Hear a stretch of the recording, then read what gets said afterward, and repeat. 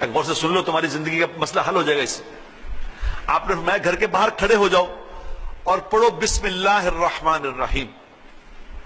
بسم اللہ پڑھ کے گھر میں داخل ہو۔ کوئی بھی کام میرے دوستو بسم اللہ کے بغیر نہ کیا کرو۔ بسم اللہ الرحمن الرحیم سارے قرآن کا خلاصہ ہے، سارا قرآن اس کے اندر ہے بسم اللہ الرحمن الرحیم میں۔ یہ ایسا بڑا ورد ہے جو اس ورد کو اپنا ورد بنا لے، اس سے کسی اور چیز کی ضرورت نہیں رہے گی۔ آج ہمارا مسئلہ یہ ہے کہ ہم یہ بسم اللہ کوئی پڑھتا ہے؟ کھانا کھانے سے پہلے بسم اللہ پڑھ رہے ہیں، گھر میں داخل ہونے سے پہلے بسم اللہ، کپڑے پہننے سے پہلے بسم اللہ، باتھ روم جانے سے پہلے بسم اللہ۔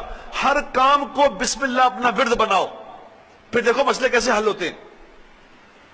آپ نے فرمایا بسم اللہ الرحمن الرحیم پڑھو اور گھر کے اندر پہلا قدم رکھو اور سلام کرو، السلام علیکم ورحمۃ اللہ۔ گھر میں کوئی ہو نہ ہو اونچی سلام کرو اور ایک دفعہ مجھ پہ درود پڑھو صلی اللہ علیہ وسلم، صلی اللہ علیہ وسلم۔